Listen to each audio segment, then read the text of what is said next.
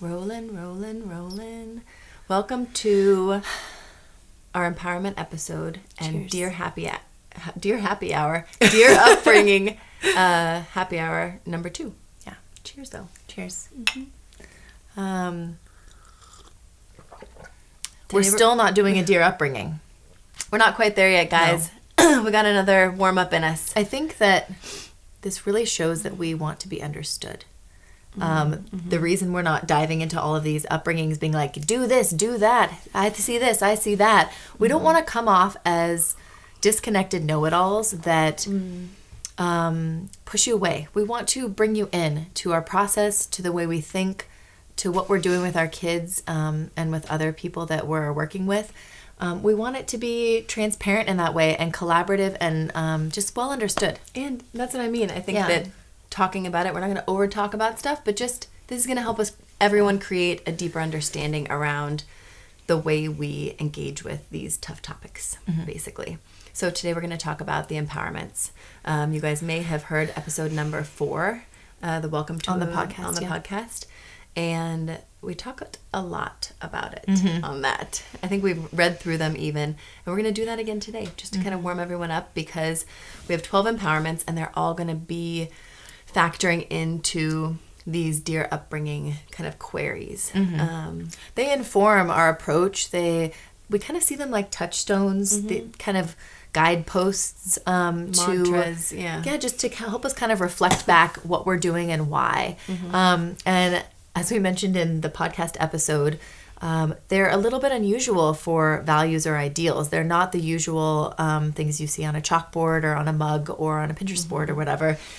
They aren't platitudes. They aren't what you would call inspiring necessarily. Some of them are a little bit maybe off-putting or peculiar or frustrating to read. We'll read them out loud, but the reason we went about designing them this way was because we realized that in the heat of the moment when we were going through challenges with our kids, relying on something like keep calm and carry on or we all love each other. We respect each other in this family or things like that where it's like with the best intentions you say these things or have these mantras. Maybe those weren't kind of leave us cold a little bit. They weren't serving us in the moment. They weren't empowering us, and that's why we call these empowerments to change our thinking, to change our behavior, to change our connections to our kids. To really feel aligned and connected to our big values. So it all started with, wow, okay, I have all these big value hopes for my kids, for the type of person I hope they'll become, for the type of life I hope they'll be able to live, have the opportunity to live, for these traits that I hope they'll be able to embody. Give some examples. I think that would make them happy. I don't know. Like, you want them to be resilient. You want them to be... These are our hopes. Compassionate, respectful, responsible, empathetic, what else? self-motivated, thoughtful, creative, innovative. All those things. We all share those things. So we have those things, and then I think we started realizing that a lot of our challenges in our parenting experience weren't based necessarily just around being triggered by obnoxious behaviors, but because there's this underlying discomfort of what I'm seeing right now is so like far from this ideal and disconnected, not even disconnected, like stands in the face of like it was really opposed to those ideals. So there's this underlying discomfort and fear of I'm seeing this right now. How are we going to get to there?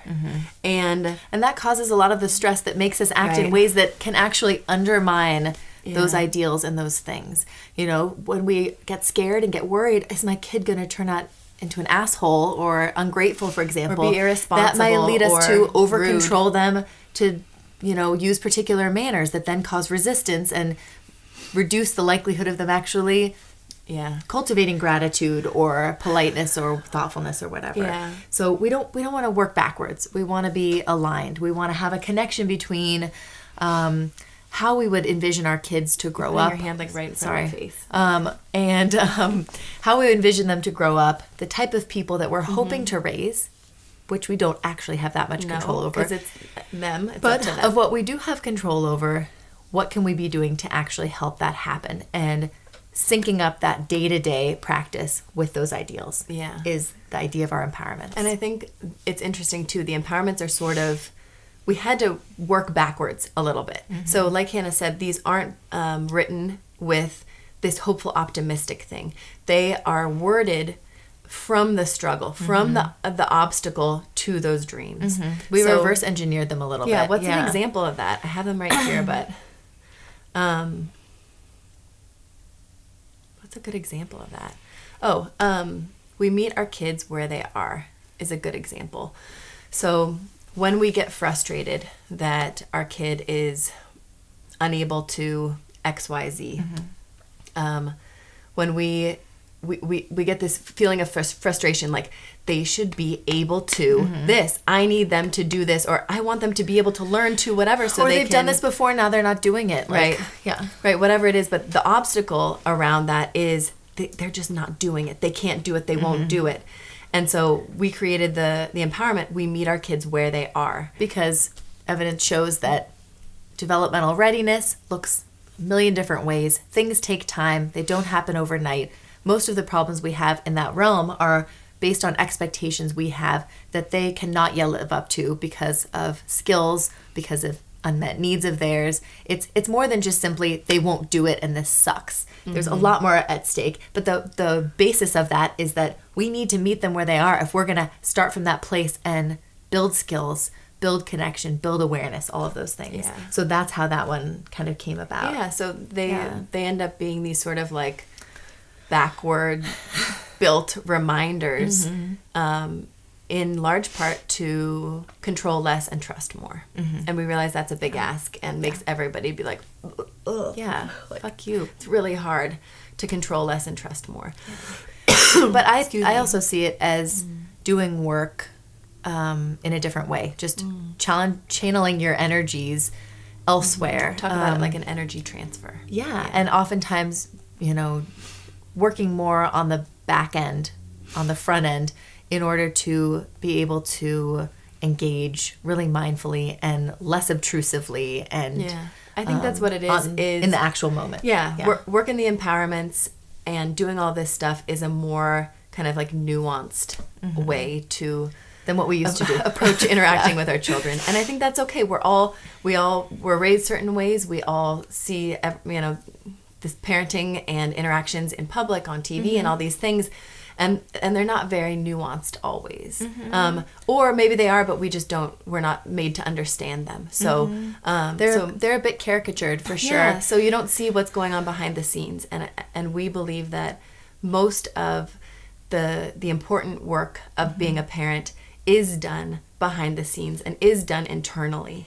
Inside job. Right. Yeah. It's an inside job, and just trying to kind of like rejigger and shake off those more obvious forms of gaining compliance and doing all these things. Well, and you'll notice, like, I think some of them people might read and be like, we don't own our children? Like, that is fucking ridiculous. Yes, we do. Yeah. Or we welcome all emotions? Absolutely not. There are some emotions that we do not welcome. Like, not in our house. This goes in the face and turns a lot of the parenting and conventional wisdom things on its head, because it says, no, we don't actually have to do that. And this is coming from our personal place and our kind of process. So you may totally disagree with some of these, or you may be like, I've never thought of that. I need to be more convinced. Yeah. Or you may be outright like, I completely disagree. And we want to hear about that. We do. We would love to talk about these have been created from our process. So that's where we're coming from with these. But connected with that too, if some of these are making you uncomfortable, we recommend asking yourself why, which is what we try to do when we feel uncomfortable, whether it's reading a parenting book or having a conversation with a friend, or if I don't, then you will. You'll be like, why are you so uncomfortable, What's going on? Why is that irking you? Yeah. So ask yourself why. If you're having some feels. Because these are some big things. These can really unearth a lot of feelings and memories about how we were raised, as much as mine, a little bit, about how we were raised, about our family values, about ways that we've treated ourselves or we're treated, the way we're treating our children now. And we don't want these to make you feel guilty or make you feel stressed or shameful. These are just ideas that we have and feelings we have about our parenting, and stuff that we're working on. This is a huge process. Yeah. This is not like, oh, we've done the whole, we know our influence, don't have to worry about modeling anymore. But that's the whole point know? of them. This is not a checklist that you just like, you're like, boop, boop, boop, done, done, done. This is the work of parenting. This is the constant work of it. And some days you nail it and some days you don't. Some days you have that feeling of that superpower, and other days it's this elusive thing that you're like, I think one day I had it, I don't know where it went. And that's okay too, you know. So thinking about these as just reminders that you can keep in your pocket to pull out if they resonate and when you need them and when you're able in the moment. Yeah. So Touchstones. let's dive into Let's them. breeze through these. Okay, so the first one is, we are not done yet. Oh, I was going to say, no, you go ahead. Do you want me to No, do you it? go ahead. Yeah. Okay. We may be grown-ups, but we are not done growing. We want our journey as parents to be about progress, not perfection. So we begin each day fresh with the acknowledgement that we have just as much growing up to do as our kids. Yeah, I feel like that's kind of, it's the first one for a reason, because it takes that official acknowledgement that we don't have all the answers. We're not done. We're not like, I'm an adult, so that we might be in charge, we might be the parent, but that we don't necessarily always know best, that we're on a journey alongside our kids to be learning about ourselves, to be learning about how to collaborate and cooperate and problem solve and connect and trust, all of those things. And that as they learn, you and I talk about, we are unlearning quite a bit of things and rejiggering and calibrating and just figuring out like who we are and why we're doing what we're doing. And just sort of embracing, it doesn't feel like a good feeling right away, but it gets to be a better feeling. Embracing the ability to say like, I don't know. I don't know. And it really gets easier the more you say it. Say it in the mirror to yourself. It's very liberating. A few times in the morning when you're brushing your teeth. Well, I don't know, and I'm not supposed to. And that's okay. And in a big way too, it's just kind of like making buddies with your ego and recognizing it as a part of you that doesn't have to be like controlling you, and just having like a kind of like relationship. Little ego. Thanks, little ego. I got this. But I'm still growing. But like you and I mentioned on the podcast, acknowledging that we don't know everything and that we aren't done growing yet somehow gives us permission then to grow, to learn. If we think that we're perfect and done, then we're not going to be as likely to say that we messed up and we might need to learn something, or to be willing to and open to, you know. Any new knowledge it can be threatening. Exactly. So we want to be open, we want to be curious, we want to be ready to grow. Be about progress. We want to be humble and feel like we're on this journey with our kids, and that's okay. That's how it's meant to be. I agree. Okay. We know our influence. The way we move through the world affects our kids' development more than anything we can explicitly teach them. When we choose to model positive behaviors instead of over-controlling our kids, we're all growing up together. Model. This is a big one. I know. I feel like everyone that comes up, we're going to be like, this is a big one. Parenting superpower. Knowing our influence. It's a big responsibility, like everything is. But in some ways, we talked about this in the last empowerment, Dear Upbringing episode, about in trusting that our kid is doing the things they need to do, and trusting that we're all playing the long game, and trusting that this is a process. We can trust that if we keep doing what we need to be doing, that's going to make have a huge effect and a positive effect on our kids, on our dynamic, on our family as a whole. I mean, our little kids are sponges. They see us, they look up to us, they want to be like us, and I think we can really underestimate the power of modeling and end up thinking that we have to resort to controlling them using incentives, rewards, punishments, consequences, when what we can really just be doing is living the life that we want to see them living at a certain point, that we believe in. And it feels hands off. It feels but it comes back to that idea of nuance. And we don't want to be that heavy-handed ball buster hatchet that is drilling in and thinking about how in that nuanced way our kids learn so well implicitly through examples, through their environment, through observation, way more than people realize. Like engagement, basically, as opposed to explicit learning, where they're being told, where they're being taught, where all these things are happening that that many of us have been raised is part and parcel of parenting. But Yeah. So I think becoming aware of the power of our own modeling is important, because then we can leverage that. And that's leveraging it in a good way, not in a manipulative way, Yeah. in a really natural, respectful kind of way. And an amazing side effect of it too is, as you're doing it, you're becoming a better version of yourself. Yeah. So it forces you to look at yourself and think, I really want them to be saying please and thank you more.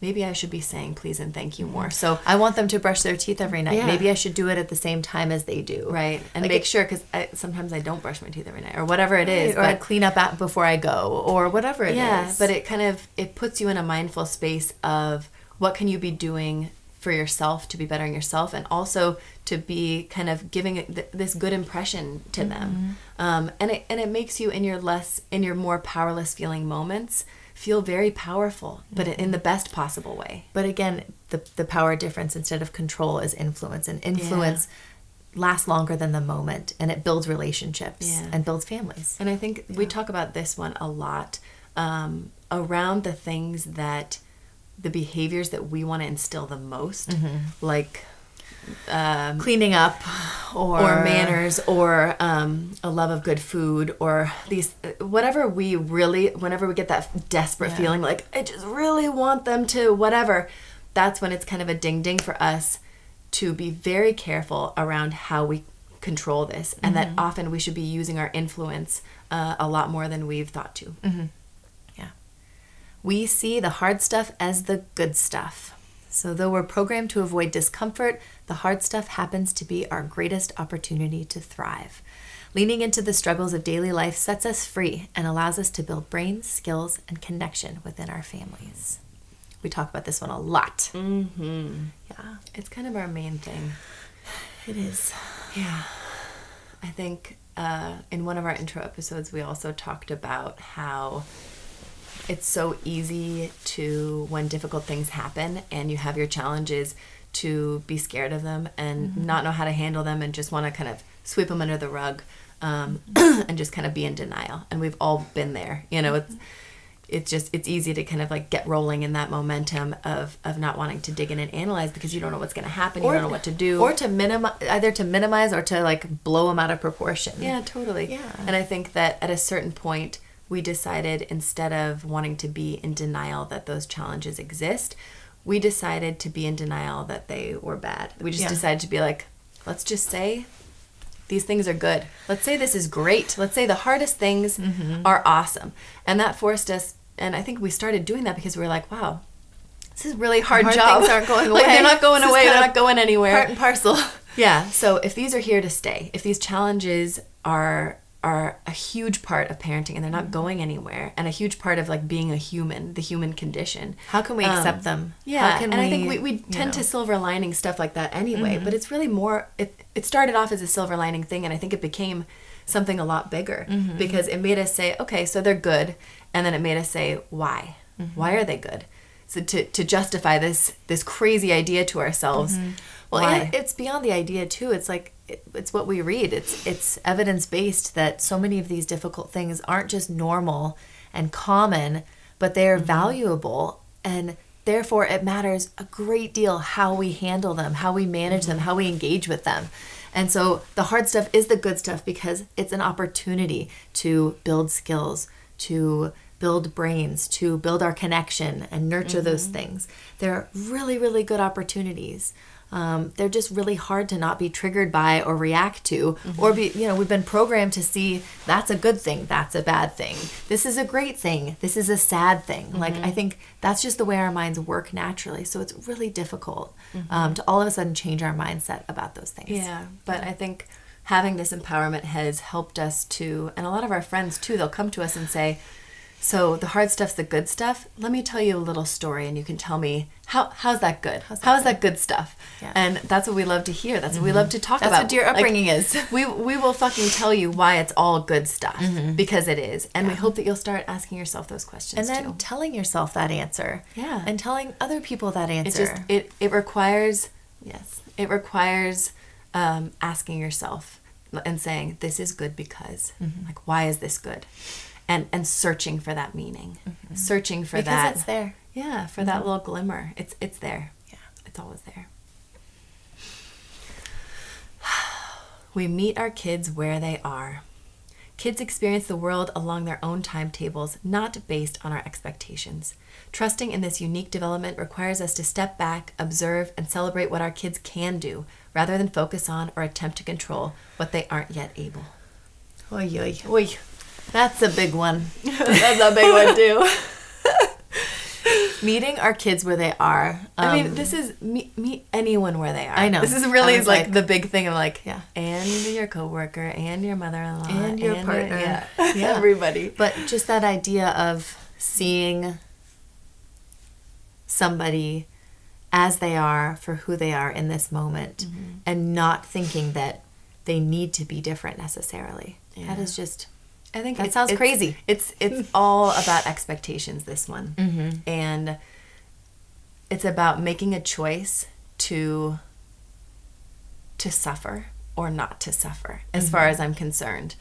And when you choose to meet someone where they are, whether it's your kid or your partner or yourself, or anyone, you're able to embrace the as is. You're able to seek to understand. You're able to seek to connect. Well, when you're meeting someone where they are, there's no resistance. And resistance causes disconnection. Resistance polarizes people and thoughts and feelings and experiences. And when you accept the as is of where somebody is, like your kid cannot put their fucking shoes on before they walk out the door or do whatever, then that lets you then, okay, where are we moving from here? From a positive, connected, understanding place. It keeps you rolling instead of roadblocking But it yourself. helps you move from a place of abundance and problem solving and positivity than from a place of resentment and lack and anger and frustration and reactivity. It really changes the place that you act. That's what it is for me. I think for me, this one came about in terms of replacing a word. And that word was won't, and I've replaced it to can't. And that was just such a huge game changer to me. When I was experiencing something with myself, something with anyone in my family, or friends, just saying, not they won't say they're sorry, or they won't, because that put assumes the that thing they can but don't want to. Yeah. And just saying they can't, like, and same for myself. I just couldn't take a shower last night. I could, but I just couldn't do it. You know? Or I couldn't respond nicely to my child when they did whatever. And that's just... You weren't refusing. You just weren't able. I wasn't able. Yeah. And then for our kids, we really have to be allowing those things, because kids' development is so ebb and flow. It's so unique to every kid. Yeah. It's so constantly changing. But that's what can be so discombobulating to people is... My neighbor's kid was doing this by this age. Shouldn't they at 6 My be able first to kid do was. this? Yeah. Right? Or like they're a year old. I think they should be able to spend 3 hours in a shopping cart at Target, right? We have all of these, like I said, expectations. It's these expectations that we have to... They're not real. They're not real.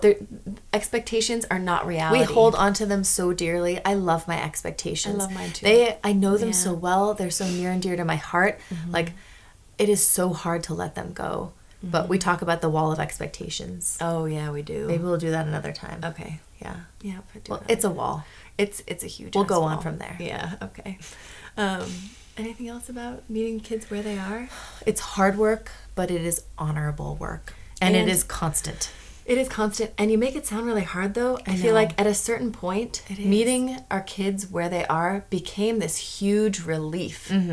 Because I realized how much I was trying to control them and fit them into these ideas and fit my day and my things and into these spaces expectations that didn't fit. And at a certain point, and it's not like I just was like, never mind expectations, never mind hopes and dreams. That's not what this is. And we should maybe address that, but... This doesn't mean let go of all expectations, like, well, I guess my kid will never clean up for anything, so I won't work with them. I guess whatever. That's not what we're saying. What I was saying is it's a place to go from. It's a positive place to go from there. It's not letting everything out the window and being a doormat. But I was just trying to say that, like, embracing this in those tough moments becomes a relief of a burden. A burden that something should be happening that's not. And just a burden to really just burdensome. feel shitty all the time and feel angsty. Like, whenever I feel angsty, it's because I have an expectation that's unrealistic for another person in my life, or even myself. And looking at our own expectations, not just getting to know our own expectations, but getting to know the unique development and process of the other people in our lives is what this one's all about. Yeah. We look inward. Many challenges in parenting are colored by our own subconscious stressors, baggage, and expectations. Cultivating self-awareness reveals our power to ease our discomfort and consciously support our kids through their more challenging behaviors. Okay, looking inward. Yeah. This one we had to reword a couple times, and our friend Katie helped us with this. Yeah, it's a tougher one to explain in some ways. Well, it's based in the idea that parenting is an inside job, that we're talking as parents right now, and we're talking from our own experiences and perspectives, and those are just ours. And those are very impactful and really affect how we see the world, how we see our kids, how we see ourselves. And some of those things we don't even really know or connect with necessarily. Yeah, but I think this one is sort of connected to the last one, where we meet our kids where they are, which is examining our expectations. And it's like, that's the big work of that one, is looking inside and being like, why is this irking me? Why is this so important? Why is whatever? And looking inward is kind of the bigger shape of that, which is always saying why, like, why about this thing, you know, and just kind of looking inside and looking deep about how, not that you could be at fault, but how your own experience is being affected by your baggage, your triggers, your past, your expectations, all of those things. It's the idea of not just accepting your narrative as the book that everything else needs to be written by. Like, it's saying, this is my draft. The way I'm looking at my life is just the experiences that I've had before, and are those serving me right now? Are they serving the situation with my kid where this is happening? Are they serving our relationship? Are they serving my day-to-day happiness and fulfillment? Let's think about it. Why is this making me so mad? I think it requires a lot of curiosity and introspection and forgiveness.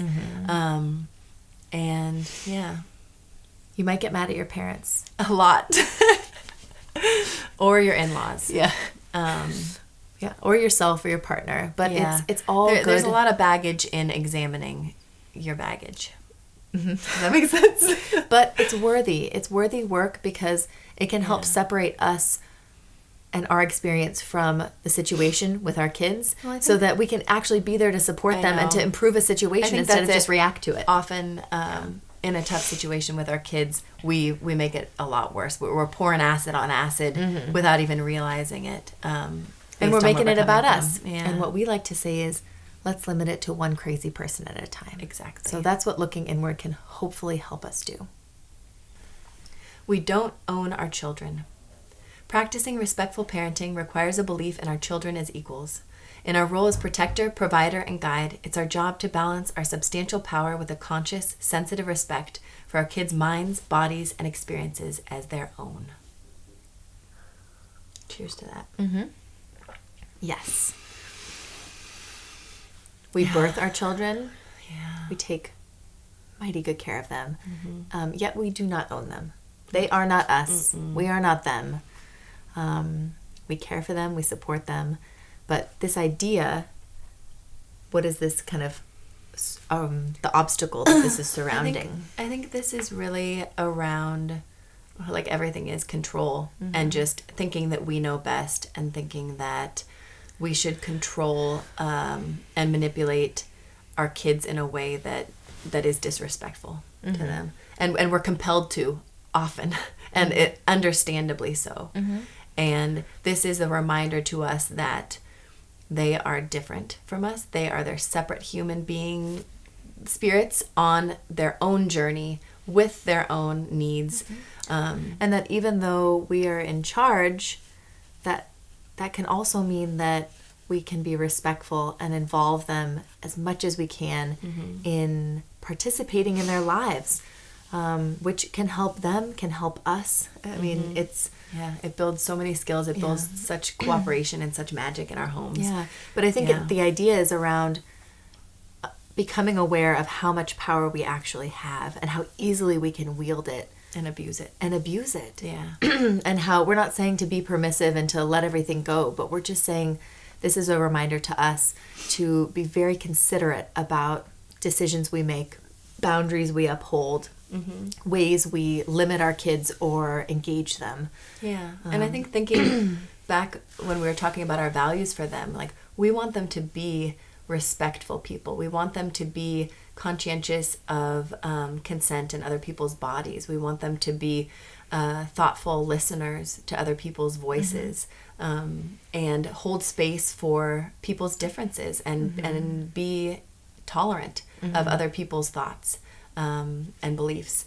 And that can only happen if we are doing those things for and with our kids. Honoring their bodies, if we're accepting their feelings, if we're respecting their will, that we can still parent and be in charge and do those three things, because those three things show them that they are a separate person worthy of respectful treatment and separate treatment. And hopefully that will allow them to do that to other people. Yeah. We welcome all emotions. When we judge, shame, or punish an emotion, we rob our child of the tools to manage it. All emotions are created equal, and when we see each as a path to understanding ourselves and one another better, everyone's self-regulation and emotional intelligence grows. So, we were raised in a culture that said some emotions are good, some emotions are bad. Happy is good, sad, not so good. Nice is good, mad or mean or whatever is bad. And the worry with that is that when we qualify emotions, that can lead us to not work on them. That can lead us to hide repression. them. That can lead us to basically miss out on becoming aware of and working on half of the spectrum of emotions. So this idea is saying if we welcome all emotions, then maybe we will be able to have enough awareness and self-understanding and emotional intelligence to be able to manage those emotions. Yeah, but that's a big ask. Why is that so hard? That's hard because accepting our kids' emotions can be incredibly triggering. It doesn't feel good. It's unpleasant. Nobody feels good hearing their kid cry. Nobody feels good when their child is screaming at them and saying they hate them and being mean and nasty and vindictive. It doesn't feel good.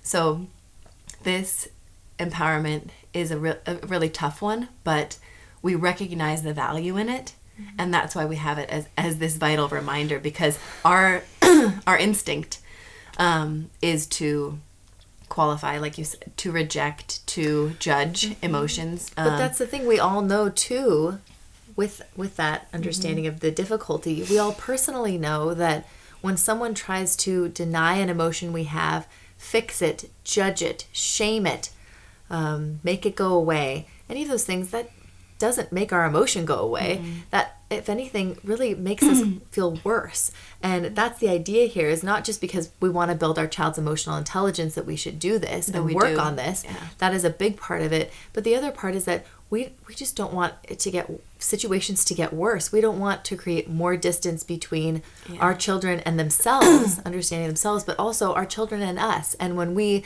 resist or reject those emotions and have our own problems dealing with them, our kids are less likely to learn how to deal with them themselves. I think this is one of those things, though, where this is created too because we say, like, okay, we want our kids to be emotionally mature. We want them to be compassionate. We want them to be introspective, all these things. So resilient, things like that. So when our kids crying because they fell down, we say, you're okay, because we want them to be resilient.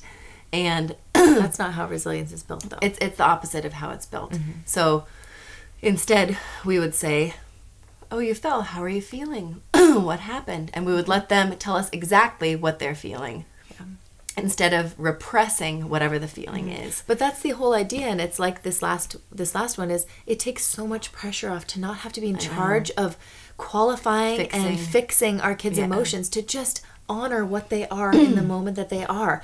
You feel frustrated right now. You really didn't want to get in the car, man. And we don't have to take that onto our job list, our baggage, to have to fix their frustration. That frustration, every feeling that they have is absolutely valid. And So I let think them experience it. It's a challenge in empathy for us as well. You know, like driving down the road, very often for me, it's, I want to get out of the car. I want to get out of the car. Are we there yet? I want to get out of the car. And it becomes really frustrating to respond with, we're almost there. I said we're almost there. I'm going as fast as I can. Those things like mount up as Where opposed you to want to saying, defend yourself. me too. I wish we were there. What are we going to do when we get there? What do we see out the window? Like, But or you really want to get out of the car right this moment. That's the power of welcoming all emotions, is that it de-escalates. That's something we found, and why this is so big is it not only de-escalates the situation, but it de-escalates you in the situation. Them, us, the situation. It doesn't. Their emotions and feelings about something don't get in the way of our relationship. And that's something I talk about a lot is this getting in the way of our relationship? And it doesn't need to. Yeah. And when we find the need to fix it or deny it or, you know, just judge it or any of those things, that's when it gets complicated. So we're just like forgetting about all that stuff. Yeah. Just bring it on. Yeah. Yeah. We play in the gray. It's natural for us to search for meaning by labeling the world in extremes. Right, wrong, good, bad, easy, hard. Our growth as parents requires the opposite. A commitment to engage, question, and struggle bravely within all of life's complexities. Yeah. So we play in the gray. You don't like talking about this one that much. It's a little bit harder for me because I'm it's so being in the comfortable. gray. I'm so comfortable in my little safe zones of extremes of black and white thinking. I think we all are. I think our brains are not programmed to exist comfortably within cognitive dissonance of I'm not sure, I don't know, maybe a little of this, maybe a little of that. Both. Those words make me so frustrated. Yet that's what parenting is existing between those two worlds. You know, any relationship is. It's like the messy beauty of navigating those in-betweens. Yeah, totally. But we have to be doing that. Can you give an example of playing in the gray? Oh. Put me on the spot. I don't know. I guess I generally would think of it as when something isn't going the way you wanted it to. So just those moments when you realize you had those expectations for the birthday party to be this, you know, happy, wonderful thing, or an interaction with somebody to play out a certain way. And I recognize it the most now because I'm representing those things to my kids. So I think of it in terms of like debriefing with them and being like, that was interesting that this happened. Or why do you think this? Or just those moments that we feel compelled to label something like, well, that was a failure. Or, well, she was mean or terrible. Or any of those labels our brains jump to immediately.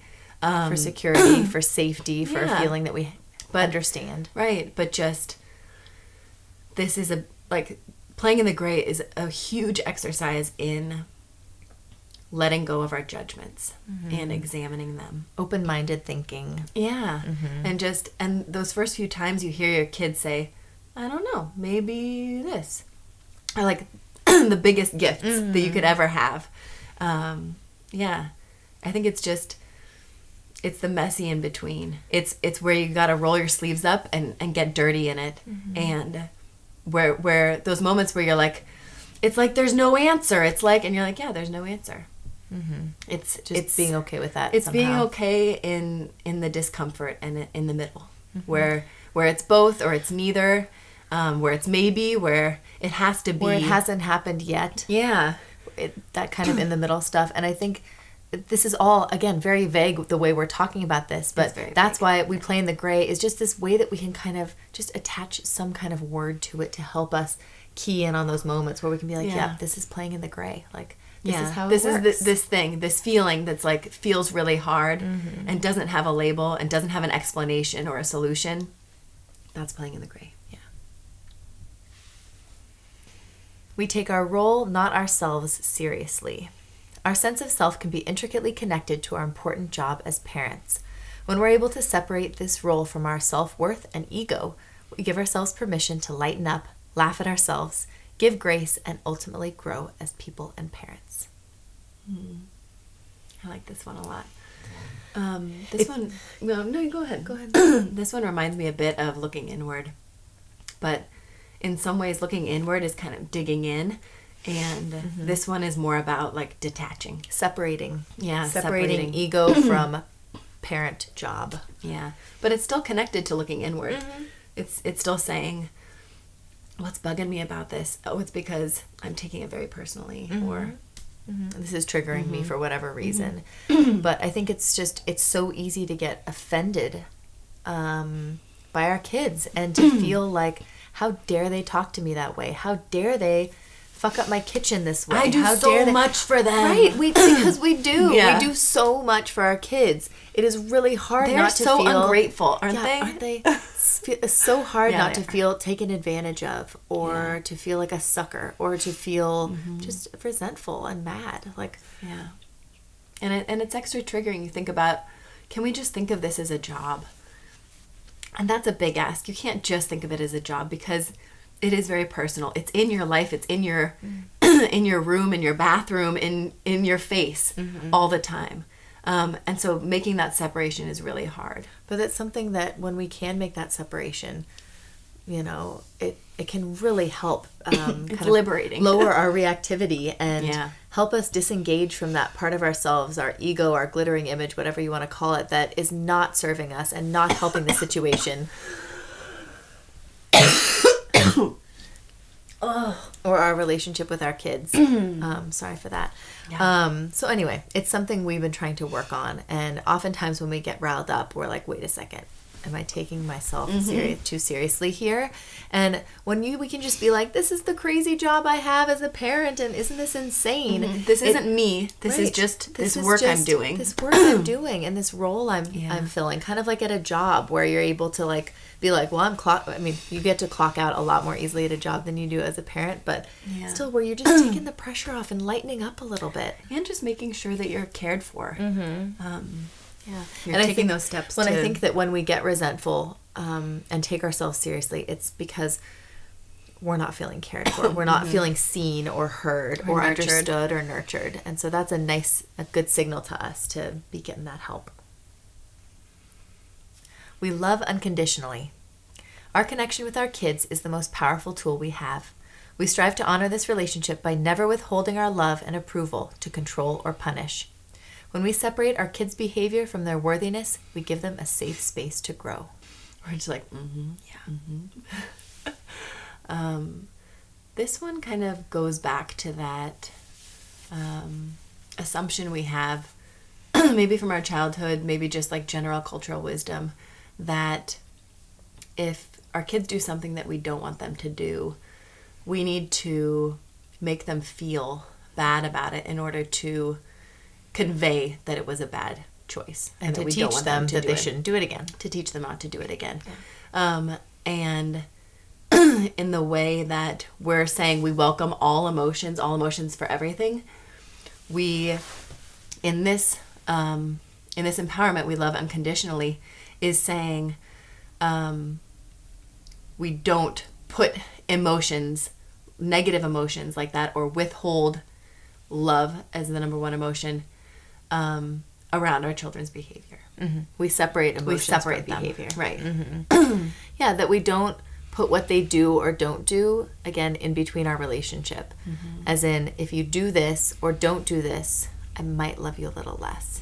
Or Yeah. I might love you a little more. It goes both ways. And But so, I think most people would say that they're not saying that. I'm not saying that. I'm not saying if you don't go clean your room, I won't love you as much. No one would think that they're saying that, but I think what research is starting to show is that when we add a lot of heat or add shame or guilt or even just like Anger. an angry tone to our interactions with our kids, they internalize those things and it affects their sense of worthiness in a way that we really don't want to happen. and worthiness as in lovability, sense of value Yeah. or place, belonging. belonging, those types of things. Yeah. And it's tricky because that's the way we were raised, is that if you want to teach something, then you need to get upset about it and you to show and emphasize how important that thing is. Otherwise, they won't remember it, right? It has to be like with your eyes really big and a heavy voice and hands on your hips. And research is showing that that is absolutely not the case, and that the more upset we are, the more heavy duty our response is, The less they learn. the less they learn, because they get reactive, they feel scared, they feel Yeah. worried, and all of their focus is on their sense of self, their sense of place and worthiness. Kind of fight or flight too. Right, rather than why shouldn't I have done whatever it is. And so it's really, it's a big ask to say, when they do something that you don't want them to, or when you really want them to do something, that you need to calm down enough to be able to approach it so that they're receptive. That is basically what it is, but it is really hard. And I think just our culture makes it so that if you want someone to do something or not do something, you either reward them or praise them to get them to do it again, or you shame or punish or give consequences so that they won't do it again. And that is just the way we work. That is what we've always done. And that is not necessarily the way to build your kids' skills and to build your relationship. That is the way to get something done sometimes. It can be effective. But means to an end. Yeah. But there's another way, which is loving unconditionally, showing you love unconditionally. Yes, saying sometimes I'm feeling frustrated, being honest about those things, but separating your feelings about what's going on from your child's behavior. I think, and tackling that in, a separate way. But I think that it's really hard because people are like, well, it does make me mad. I do love them a little bit less in a kind of side way. So by not being bothered, that would be disingenuous. That would be inauthentic. I would be hiding how I really feel about it. And so I think this is more than just a behavior. It's a belief that we should love them all the time and that they are lovable no matter what they do. And I think that that's how we need to be treating ourselves too, and thinking about everybody in our life, that they're doing the best they can. I mean, we talk about this almost every single empowerment we try to use with our partners and with each other as well.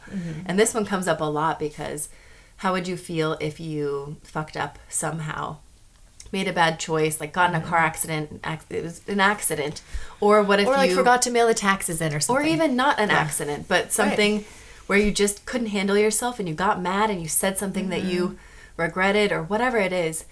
Wouldn't you want your partner to separate you as a person from what you'd done? Or would you always want to assume that's a demotion, that's a demotion, that's a demotion? Nobody wants to live like that. Nobody feels good worrying about the people in their lives who are supposed to be there for them no matter what, caring about them the same way, like no matter what. And I think that people are driven to this because they don't know what else they can do to communicate what they need. But this can be really, really problematic in a lot of ways, because when we attach our affection or attention or praise or whatever it is on something our kid does, then they may do more of that, whatever it is, for a little while. Research actually shows that it can kind of actually undermine them doing it more because it's connected to us in this really weird way and not from them.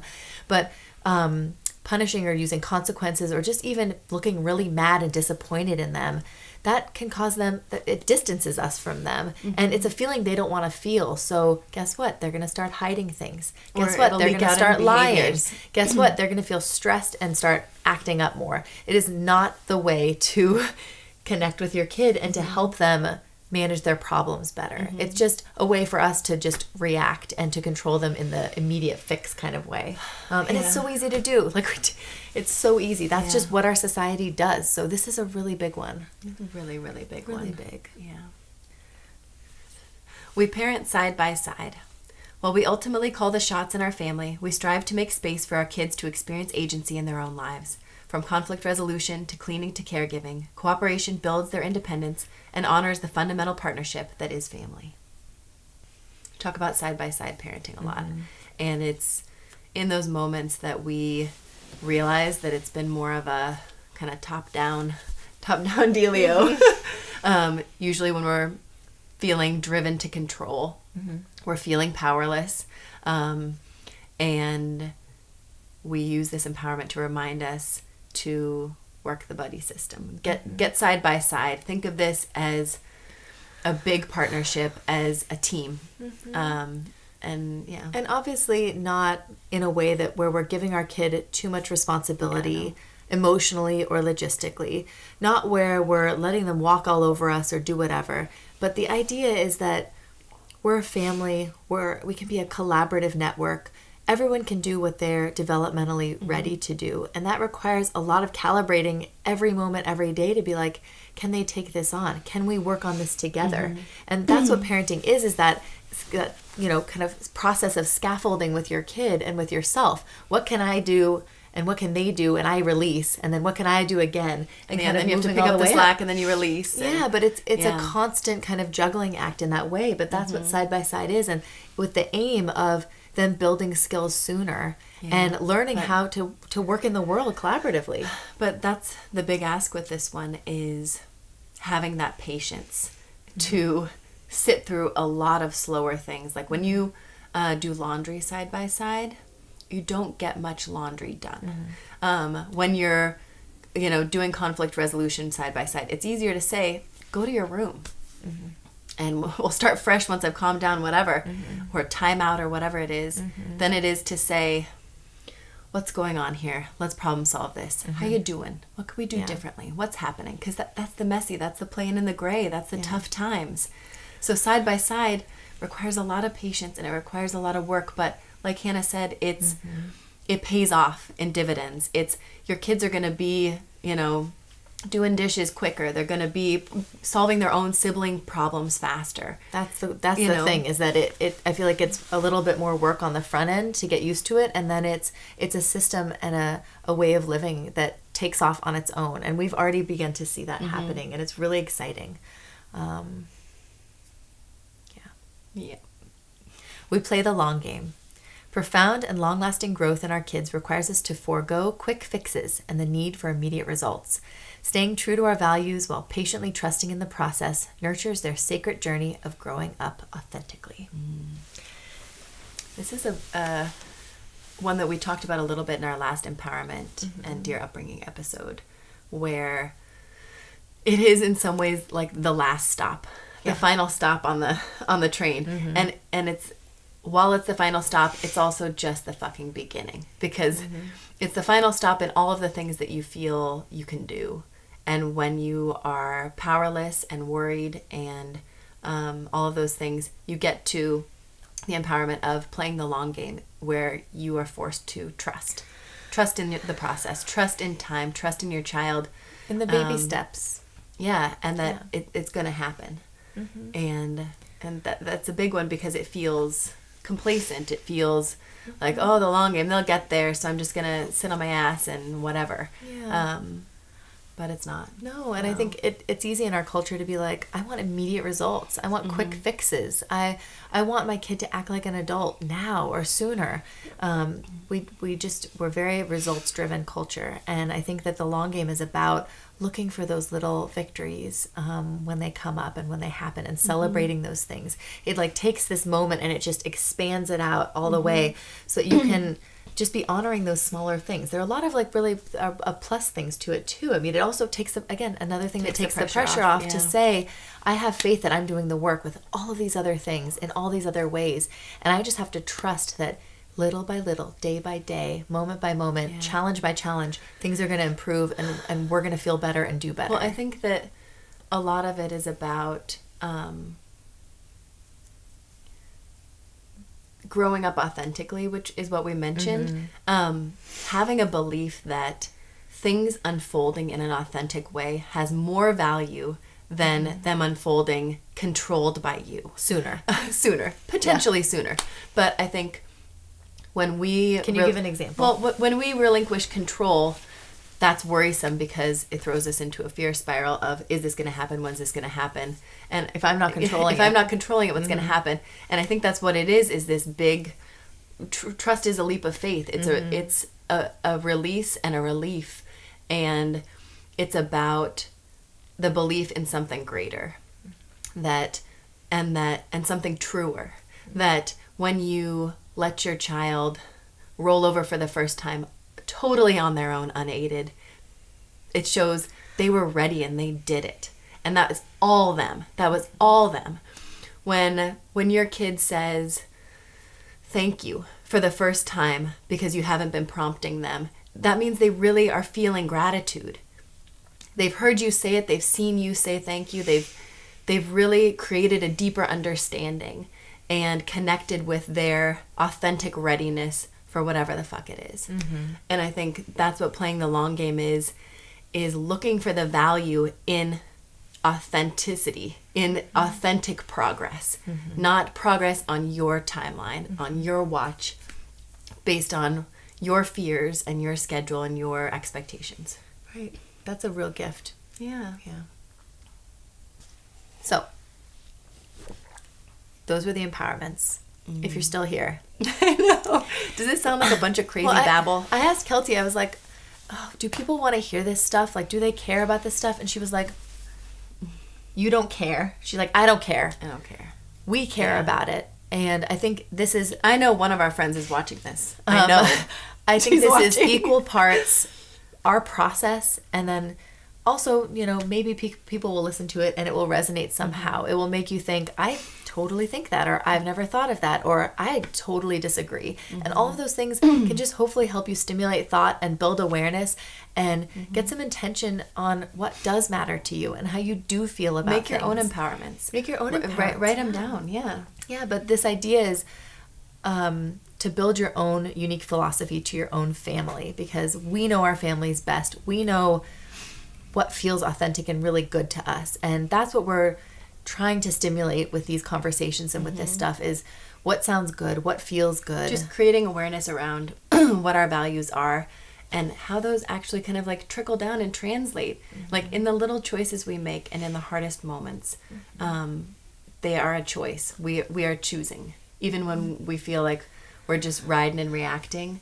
we're choosing. And then lastly, that this is all about progress, not perfection. So these are not about like getting to dominate them and then they're done. Oh, check that one off the list. So keep in mind too that this is just the work, and defining the work can feel really intimidating sometimes, but it can also just feel really relaxing and clarifying to be like, okay, what is my work and what is not, and to just get clear on that. So that is how this helped us, definitely. Yeah, just taking things off our plate. Yeah, but we're interested in your opinion and your thoughts on all of this. So feel free to DM us or respond however you do email. online. We have a phone line. Yeah. Kind of cool. No one's called it yet. No. Nobody's So called. that could be really fun. Give us a ring. Yeah. Thank you. Thank you. Cheers. Cheers. Okay. That's a wrap. Oh. See how good we are when we riff?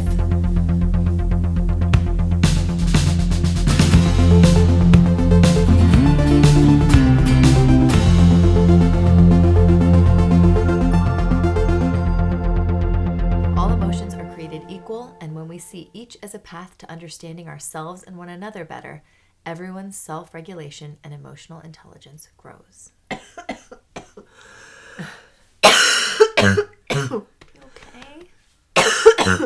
I just need some wine. Hold on. Okay.